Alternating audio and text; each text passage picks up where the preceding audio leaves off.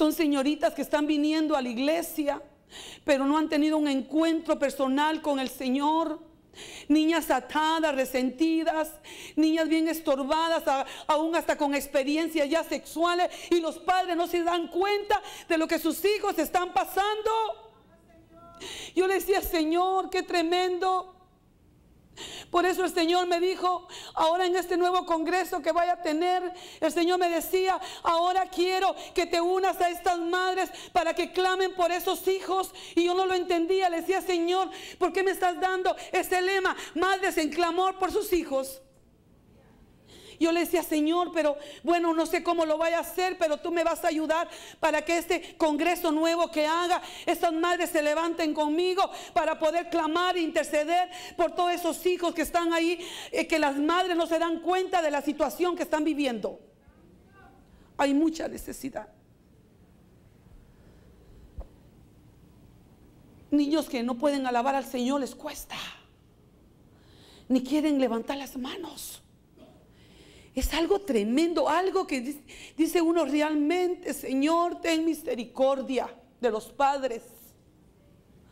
Padre, usted tiene que clamar por su hijo para que nazca de nuevo, para que tenga su experiencia con el Señor como yo la tuve a los 17 años. Y cuando nosotros tenemos esa experiencia y nacemos de nuevo y empezamos a entender y a ver a Dios como Él quiere que lo miremos, con amor, con pasión, con deseo. No tienes que exigirle a tu hijo que venga a la iglesia. Él solito se viene. Él solito deja de pecar.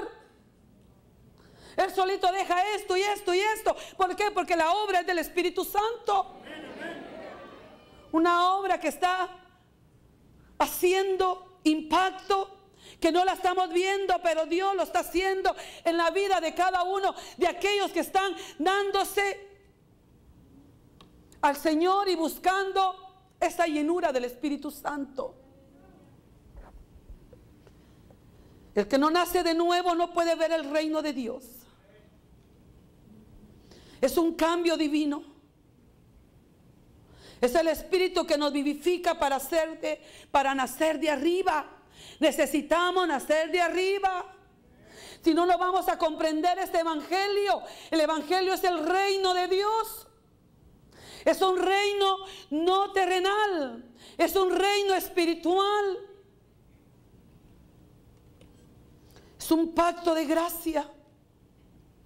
Una palabra que nos está lavando, que nos está limpiando. Y usted puede leer ahí conmigo en el verso 5, donde Jesús le respondió, en verdad te digo, que el que no nace del agua y del Espíritu no puede entrar en el reino de los cielos. Es un agua que nos limpia, que nos viste, que nos cambia un corazón donde implanta sus leyes, sus estatutos, su voluntad perfecta para que el hombre ordene sus caminos. Cuando el Señor me hizo nacer de nuevo, a mí no me importó dejar nada. El Señor me pidió muchas cosas. Me pidió mi juventud, aún me pidió mis estudios. Me pidió también otras cosas que yo tal vez humanamente no hubiera querido dejar, pero le dije, Señor, todo lo que tú me pides te lo entrego a ti. Yo tenía 17 años. Nunca fui estorbada por mi padre para buscar del Señor. Siempre él me decía, hija, vaya a la iglesia. Y siempre me iba, nunca nadie andaba detrás de mí. ¿Vas a ir a la iglesia? O me andaban ahí, ¿verdad? Buscando o vigilando a ver qué hacía. Porque el que nace de nuevo ya no puede practicar el pecado. Y si lo practica se siente mal. Ya no se siente igual. Ya no puede. Porque hay una nueva naturaleza que le dice, no, lo que estás haciendo no es bueno. Recuerdo que en ese entonces nos decían que aún hasta la televisión era mala. Y llegaba yo a la casa y miraba que mi hermana ponía la televisión, pero en mí había algo que me decía, no lo hagas.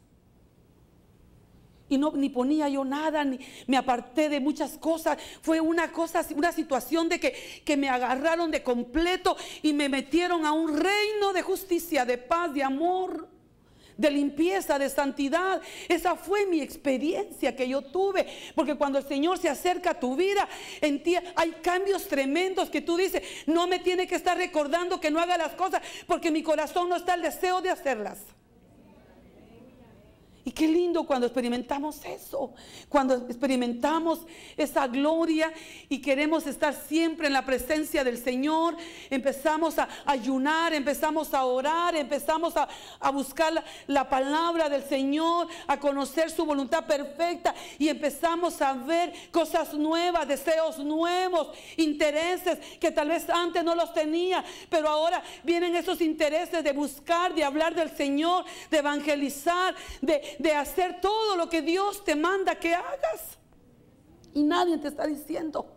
Yo no recuerdo que mi pastor en ese entonces anduviera vigilándome. Nadie me cuidaba. Solo el Señor andaba conmigo.